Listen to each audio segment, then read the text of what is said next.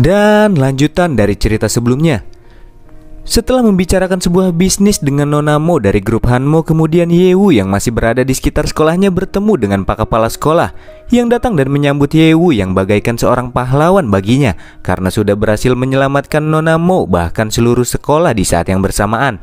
Atas tindakan Yewu tersebut, ia pun langsung ingin memberikan penghargaan khusus untuknya. Walaupun sempat ingin menolak penghargaan tersebut asalkan semua hadiah kompetisi dungeon diberikan tepat waktu, tapi karena si Pak Kepsek ini memaksa, akhirnya Yewu pun tidak bisa lagi menolak penghargaan yang akan diberikan oleh dirinya. Di mana penghargaan Yewu akan diberikan di hari lain, sementara sekolah mereka akan ditutup selama 3 hari ke depan karena insiden sebelumnya.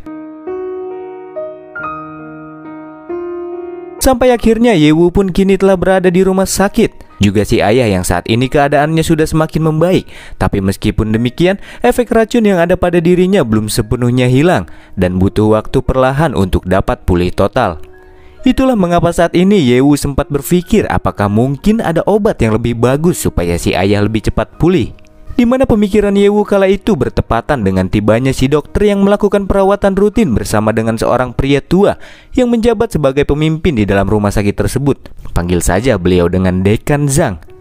Yang kedatangannya secara pribadi ke sana bermaksud untuk meminta maaf atas konflik yang terjadi di antara Yewu dengan si Direktur Fan sebelumnya. Dan sebelum kepergiannya dari ruang perawatan tersebut, Yewu bertanya kepada si Dekan Zhang, apakah rumah sakitnya memiliki obat penyembuhan yang cepat untuk ayahnya? Ya memang ada sih, tapi harganya akan sangat mahal karena ini adalah obat yang luar biasa, ucap Dekan Zhang. Sambil si ayah yang melihat kejadian tersebut dari tempatnya berbaring saat ini mengatakan jikalau dirinya hanya perlu beristirahat sebentar saja dan tidak perlu menghabiskan lebih banyak uangmu nak. Tapi tiba-tiba Yewu sudah mengeluarkan sejenis kartu yang seketika membuat si Dekan Zhang berkeringat dingin hanya dengan melihat kartu tersebut. Itu adalah Extreme Black Card nak. Bagaimana bisa kau memiliki kartu tersebut? Tanya si pria tua tersebut. Yewu pun mengatakan bahwa itu diberikan oleh Nona Mo dari grup Hanmo. Dan karena itu bukanlah kartu sembarang kartu, si Dekan ini pun langsung berubah sikapnya kepada Yewu. Karena itu seperti sebuah kartu VIP yang bisa digunakan di semua properti Hanmo Group. Di antaranya rumah sakit ini yang berada di bawah naungan Hanmo Group itu sendiri. Dan tanpa waktu lama si Dekan Zhang ini pun langsung menyuruh si dokter untuk memindahkan pasien ke kamar VIP yang paling mahal, serta 3 penawar racun terbaik akan diberikan kepada si ayah sebagai hadiahnya. Di sisi lain, Yewu masih tidak menyangka jika kartu yang digenggamnya saat ini akan memiliki efek yang sedahsyat itu. Tak lama setelahnya si dokter yang kembali dengan terengah-engah melaporkan apabila penawar racun terbaik serta obat-obatan yang ada di rumah sakit tersebut yang disimpan rapi di dalam brankas mereka semuanya sudah hilang. Sedangkan seorang tersangka yang setelah mereka ketahui dari kamera CCTV sudah dipastikan jika orang tersebut adalah si Direktur Fan. Karena tidak tersedia lagi obat penawar racun tingkat atas di rumah sakit itu, dan untuk mendapatkan barang mahal tersebut hanya tersedia di pelelangan, Yewu pun berpikir jika Direktur Fan mencuri barang-barang mahal itu untuk mendapatkan uang, maka satu-satunya tempat jika si direktur ingin menjualnya sudah pasti di black market. Itulah kenapa saat ini Yewu berpikir untuk pergi ke black market demi mendapatkan penawar yang mungkin saja berada di sana. Sebelum Yewu pergi, Yunfei si adik memutuskan untuk ikut bersamanya untuk mencari penawar tingkat atas bersama Yewu karena sudah bosan berada di rumah sakit. Di tengah-tengah perjalanan menuju ke arah black market, Yewu bercerita kepada sang adik atas kemenangan yang telah ia raih di dalam kompetisi dungeon, serta menyelamatkan Nona Mo dari insiden yang menimpa dirinya saat itu. Tapi tiba-tiba saja perjalanan mereka dihalau oleh 3 orang berandal yang mencoba memalak uang dari Yewu. Di mana Yunfei langsung berdiri paling depan untuk berurusan dengan para pemalak tersebut. Melihat sang adik yang masih dalam kondisi lemah dan baru sembuh dari perawatannya, Yewu pun tidak akan membiarkan sang adik pergi dan bertarung. Karena itulah, mulai detik ini Yewu mengatakan kepada Yunfei untuk urusan bertarung dan membunuh akan diserahkan kepada Yewu, supaya sang adik tidak merasakan penderitaan yang lebih lanjut. Tapi pastinya Yewu yang hanya berada di level 4 saat ini hanya menjadi bahan cemoohan bagi para berandal-berandal ini. Setelah melihat kepercayaan diri Yewu yang mencoba untuk melindungi adiknya yang levelnya lebih tinggi darinya. Tapi Yewu yang langsung menghampiri mereka mengatakan, "Hei, aku tidak ingin membunuh di depan adikku. Pergilah kalian jika kalian ingin bertahan hidup." Di mana kesombongan dari ucapan Yewu saat itu seketika meluapkan emosi dari berandal yang berotot yang sudah mengepalkan tinjunya ke arah Yewu. Namun tiba-tiba, lesatan cepat dari sebuah tongkat dapat dengan mudah menumbangkan pria tersebut. Tapi itu bukanlah serangan Yewu, melainkan seorang pria yang memiliki kecepatan tinggi dan kembali menghajar para berandal-berandal pemalak tersebut.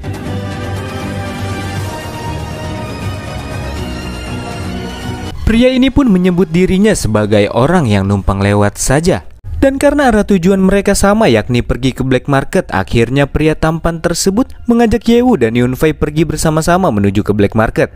Tapi perlakuan baik pria yang tidak dikenal ini hanya menuai kecurigaan yang muncul di benak Yewu dan juga Yunfei.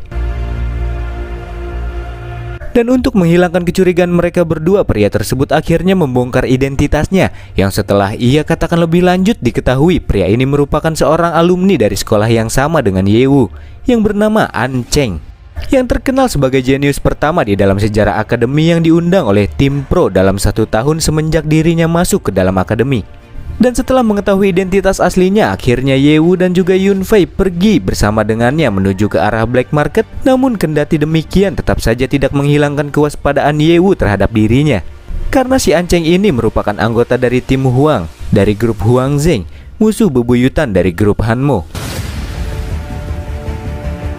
Setelah beberapa saat kemudian, ketiganya pun kini telah tiba di depan pintu masuk black market yang dijaga oleh 2 orang pria yang nampak tidak asing lagi bagi kita. Di mana kedatangan An Cheng yang sudah mengenal para penjaga tersebut disambut dengan baik kehadirannya oleh mereka. Tapi Yewu yang juga masuk ke sana tiba-tiba dihentikan oleh kedua penjaga ini. "Hei, kamu lagi," ucap mereka. Namun tanpa diduga-duga, tidak seperti sebelumnya, kedatangan Yewu kali ini nampak amat sangat dihormati oleh kedua pria ini yang bahkan menawarkan sebats untuk Yewu. An Cheng yang menyaksikan kejadian tersebut mengeluarkan reaksi tidak percaya dengan apa yang ia lihat setelah melihat Yewu yang bisa menerima perlakuan lebih baik daripada dirinya. Kembali ke MC. Yewu yang ditawarkan sebats tentunya menolaknya karena ia masih seorang pelajar. Ia pun meminta agar kedua penjaga tersebut tidak perlu terlalu ramah dengannya, karena itu membuat Yewu agak bingung dengan apa yang telah terjadi di sana. Hingga akhirnya kedua pria itu pun menjelaskan bahwasannya semua tindakan yang diperbuat Yewu di sekolahnya sudah menyebar dengan cepat hingga ke seluruh black market.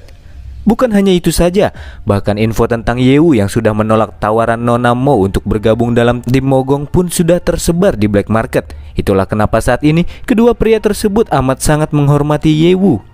Sampai akhirnya mereka pun masuk ke sana dengan senior An Cheng yang masih tidak percaya bagaimana bisa Nona Mo yang berstatus tinggi mengundang Yewu yang berlevel 4 ini untuk bergabung ke dalam tim Mogong. Tapi itulah yang membuat dirinya menjadi tertarik dengan siswa berlevel 4 tersebut. Sesampainya mereka di dalam aula black market dan karena memiliki tujuan yang berbeda, akhirnya mereka pun berpisah. Tapi sebelum itu, senior An Cheng menambahkan Yewu ke daftar pertemanan dengannya. Dan kemudian, dikarenakan aula dari black market ini sangatlah luas dan Yewu sebelumnya hanya pernah datang ke ruang VIP saja, akhirnya ia pun tidak tahu di mana tempat untuk mendapatkan penawar yang sedang ia cari. Dan saat itulah ia merasakan dari arah belakang amat terasa tatapan yang intens dari seorang wanita yang terus-menerus memperhatikan Yewu dari belakang. "Hei pria kecil, apa kau mau kubelikan minuman?" ucap si wanita yang mencoba merayu Yewu. Tapi ternyata dia adalah seorang anggota dari grup Hanmo yang bernama Nona Siyu, yang juga merupakan seorang agen residen grup Hanmo di dalam black market ini dan akan memandu Yewu nantinya. Yewu yang digandeng Nona Siyu kemudian digiring ke sebuah tempat yang diketahui sebagai ruang VIP dari grup Hanmo, di mana tempat tersebut menyediakan berbagai macam fasilitas untuk para VIP. Tapi di ruangan Yewu saat ini adalah pangkalan perdagangan Hanmo yang memiliki otoritas tertinggi di dalam black market, di mana tempat ini juga memiliki berbagai equipment tingkat tinggi, langka ataupun tersembunyi yang tidak terdapat di pasar bebas, dan semua itu bisa didapatkan asal mempunyai cuan.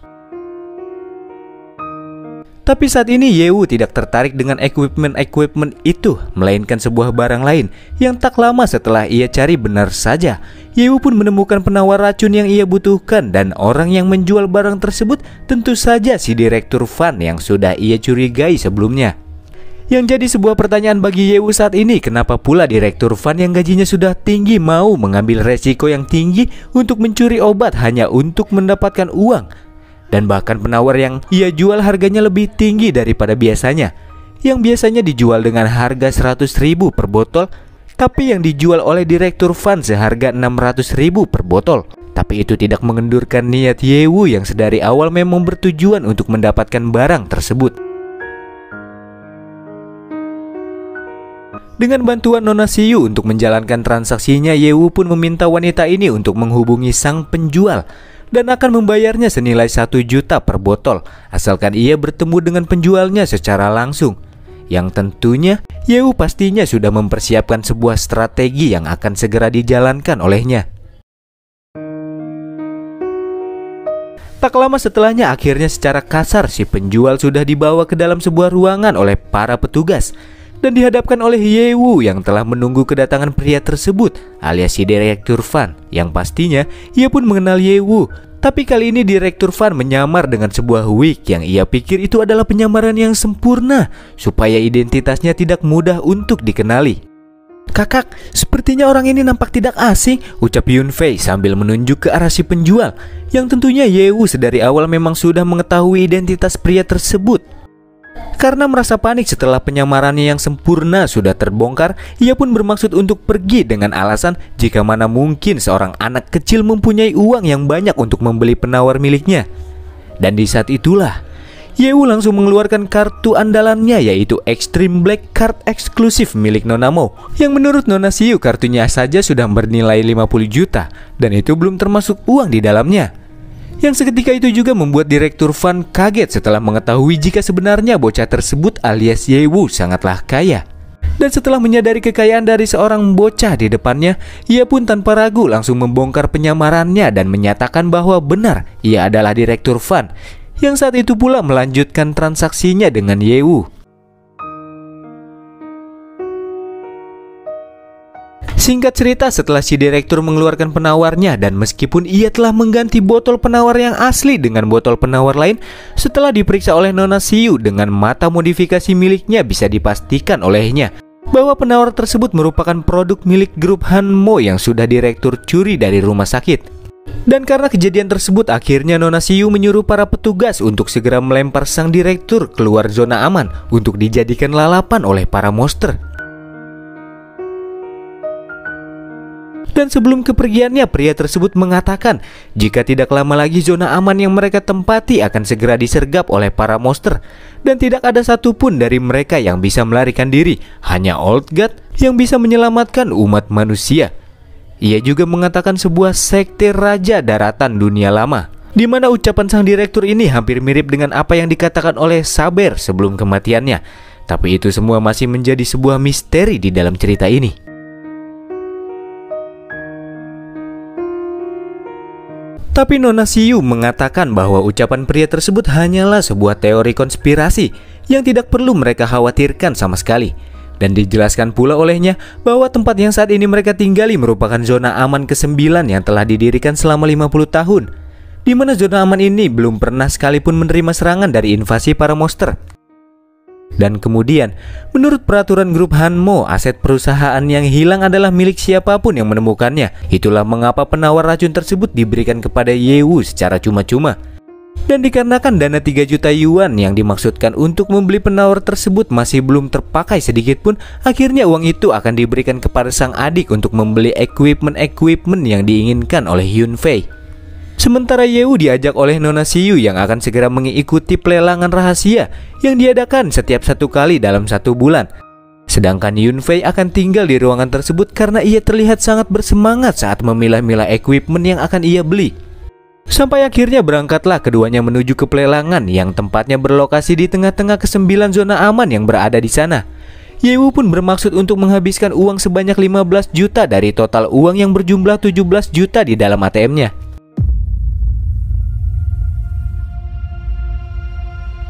kita akan langsung digiring ke sebuah dungeon, yaitu dungeon pelelangan Victoria's Secret, yang sepertinya nama Victoria's Secret ini tidak terlalu asing di telinga, di mana di dalamnya telah berkumpul para lelang lovers yang berasal dari 9 zona aman. Mereka juga memakai jubah setelah masuk ke dalamnya demi menjaga kerahasiaan dari identitas yang berada di balik jubah-jubah tersebut. Ruangan megah serta desainnya yang mencolok membuat daya tarik tersendiri bagi Yewu yang baru saja pertama kali datang ke tempat tersebut. Hingga akhirnya lelang yang dinanti-nantikan ini pun dibuka oleh sang penyelenggara acara Victoria's Secret. Sementara itu, Wes akan berada di sisi Yewu dan berperan sebagai pemeran pendukung untuk membantu Yewu memilih item yang berguna untuknya, di mana Wes akan memberikan bintang 1-5 dari setiap item yang akan dilelang. Semakin tinggi bintang yang Wes berikan, maka akan semakin tinggi pula tingkat kecocokan dengan Yewu, sehingga Yewu tidak akan menghambur-hamburkan uangnya secara cuma-cuma di dalam pelelangan ini.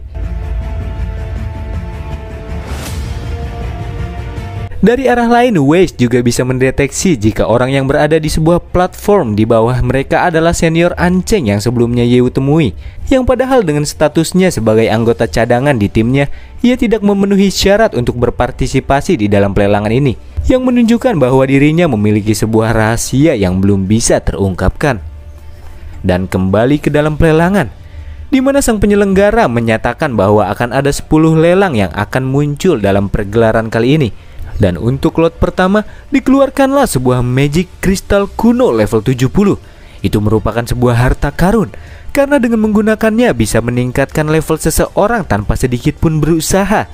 Dan setiap increase atau penambahan harga tidak boleh kurang dari 500.000 dan harga awalnya adalah 1 juta. Para pelelang yang tertarik pun tanpa basa-basi langsung menaikkan harga. Nona Xiu yang berada di sebelah Yewu pun menyuruhnya untuk mempertimbangkan item tersebut untuknya. Nona Xiu mengira bahwa Yewu menyembunyikan levelnya, menyimpulkan bahwa item ini akan sangat berguna baginya yang masih berada di bawah level 70 saat ini. Tapi tentunya itu tidak berharga sama sekali bagi Yewu. Wes pun hanya memberikan 2 bintang untuk item ini dengan alasan poin XP tidak ada artinya bagi seorang ahli yang hebat. Dan tanpa diduga-duga, item tersebut terjual seharga 3 juta dan itu didapatkan oleh senior Anceng, yang seketika membuat rasa penasaran Yewu dengannya semakin besar. Yang kemudian dilanjutkan dengan lot kedua, dan yang muncul adalah sebuah ramuan pengunci HP yang setelah digunakan dapat menambah status kunci health point selama 30 detik. Itu merupakan sebuah item epic yang langka dengan harga awal senilai 2 juta yuan. Tapi Wes hanya memberikan 1 bintang untuk item jelek ini, karena menurutnya Yewu sendiri mempunyai sebuah gelar Master of Alchemy, yang apabila gelar tersebut telah ia buka dari akun Crazy Mouse, membuat ramuan tersebut merupakan hal yang sangat mudah untuknya. Dan kemudian ramuan tersebut pun terjual dengan harga 4,5 juta yuan. Dan selanjutnya di lot ketiga, yaitu Royal Cloak atau jubah kerajaan, yang setelah digunakan oleh penggunanya dapat terbang dengan kecepatan tinggi dengan durasi 5 menit dengan ketinggian 20 meter dan waktu cooldown 24 jam. Dan dipatok dengan harga awal 3 juta yuan. Meskipun Wes telah memberi 1 bintang pada barang payah tersebut, tapi nampaknya Yewu sangat tergiur dengan jubah itu. Dan kemudian Wes pun menyadarkan Yewu dari keinginan itu karena masternya ini sangatlah miskin untuk membeli barang tersebut. Namun tiba-tiba jubah tersebut dibeli oleh Nona Xiu seharga 6 juta. Di mana jubah yang ia dapatkan akan ia berikan kepada Yewu karena si Yewu ini terlihat sangat menginginkannya. Tapi Wes yang bisa mendeteksi pergerakan dari detak jantung dan nafas manusia mengatakan kepada Yewu jikalau wanita ini memiliki maksud tersembunyi di balik pemberiannya. Yang seketika itu juga Yewu langsung menolak pemberian darinya karena ia pun tidak ingin terus-menerus merepotkan Nona Xiu. Tapi Yewu berjanji akan membeli jubah tersebut seharga 8 juta apabila sudah memiliki cuan yang melimpah. Yang ternyata niat Nona Xiu memberikan jubah kepada Yewu supaya Yewu merasa berhutang budi kepadanya. Dan setelah Yewu merasa berhutang budi kepada Nona Xiu, akan jauh lebih mudah untuknya untuk dapat merekrut Yewu masuk ke dalam tim mogok dari grup Hanmo. Tapi nampaknya tidak semudah itu. Berlanjut ke pelelangan, dan lot keempat adalah